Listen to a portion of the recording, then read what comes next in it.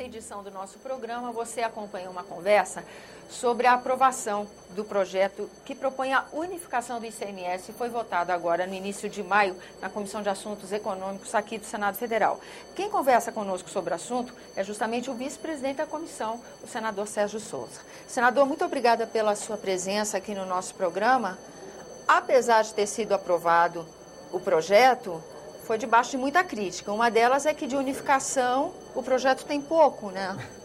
Eu acho que perdeu a essência o projeto. Isso é uma pena, porque há uma instabilidade no Brasil do ponto de vista de alíquotas de ICMS.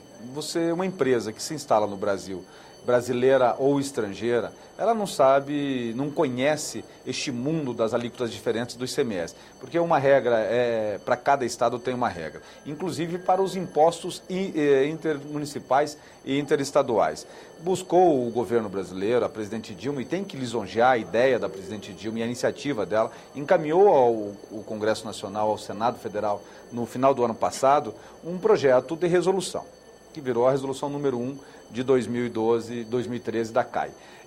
Esse projeto previa inicialmente num escalonamento diferenciado para o Sul e Sudeste, Norte e Nordeste e Centro-Oeste. Haveria uma diferença, Sul e Sudeste 4% atingiria já em 2014, 2015 e os demais estados chegariam em 2025 aos 4% e criaríamos aí uma alíquota única do ICMS interestadual.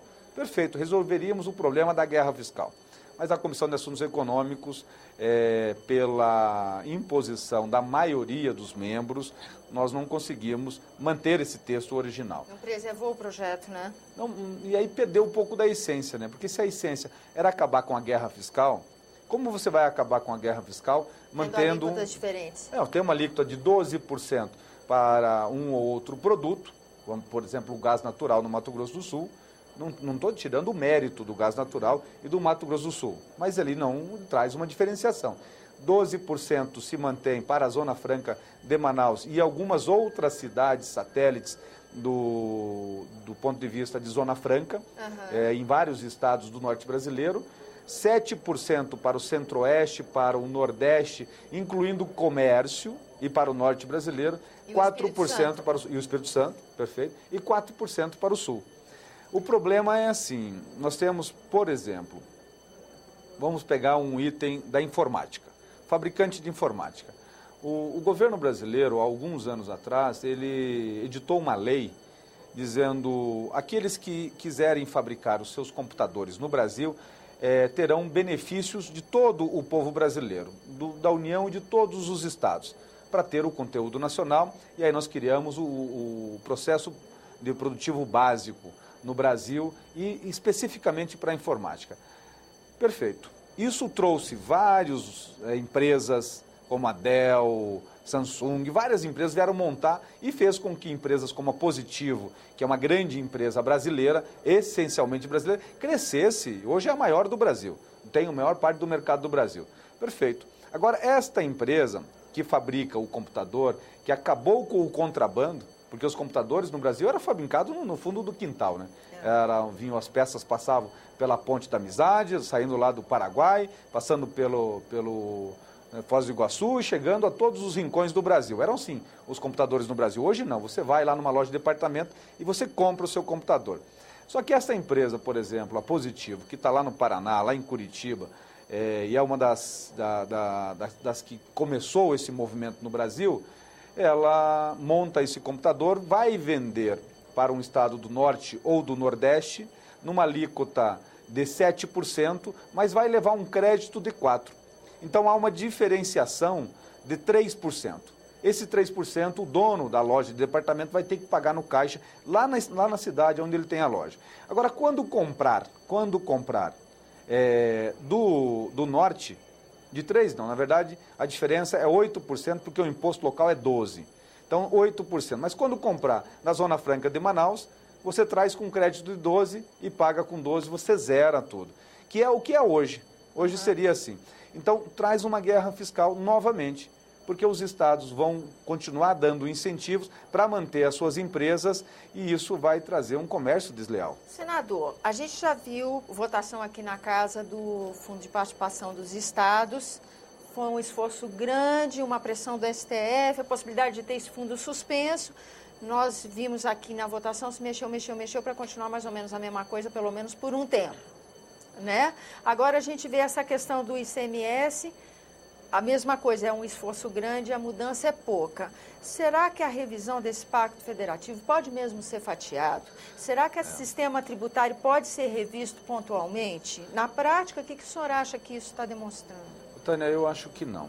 Eu acho que se nós fizéssemos isso de forma global, pensando no país como um todo, nós teríamos aí de fato uma redução do custo do Brasil. Porque o que nós queremos é isso, queremos um Brasil mais barato. E para nós termos um Brasil mais barato, nós temos que ter um Brasil sem guerra fiscal, com menos burocracia. E uma possibilidade para quem nasce no Brasil de nascer no Norte, Nordeste, no Centro-Oeste, no Sudeste, ter uma educação legal, uma saúde legal, né? Olha, eu sou favorável ao desenvolvimento regional. Eu acho que você tem que incentivar com mais recursos as regiões menos favorecidas no Brasil. Agora, você não pode fazer isso a todo momento na discussão do Pacto Federativo. Eu entendo que o FPE, por exemplo, ele tem essa função.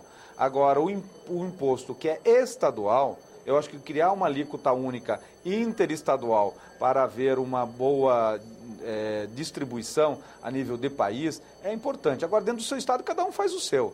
Mas agora, entre os estados brasileiros, a ideia do 4% era maravilhosa, mesmo que demorássemos até 2025 para chegar a isso, mas chegaríamos em algum momento. Agora não, né? Nós vamos manter 12, vamos fazer 7 e vamos deixar alguns para 4, vamos trazer para 4. Ou seja, vamos manter a guerra fiscal.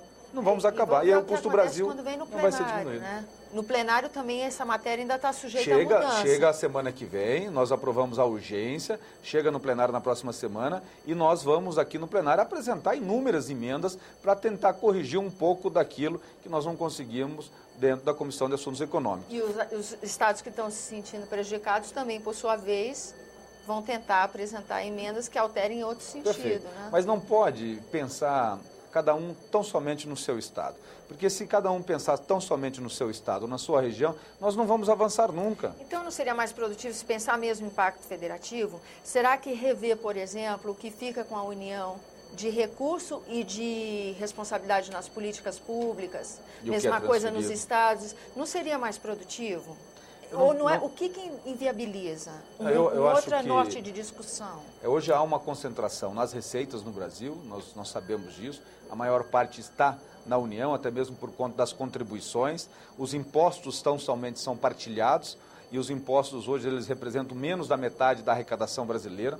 E a União tem transferido algumas responsabilidades aos municípios. Mas tem percebido também que ela precisa e tem um papel, por exemplo, na distribuição de renda entre os brasileiros, como a erradicação da extrema pobreza e tem colocado parte dos seus recursos para isso. Tem feito a sua parte na questão da desoneração fiscal, mas isso é fatiado.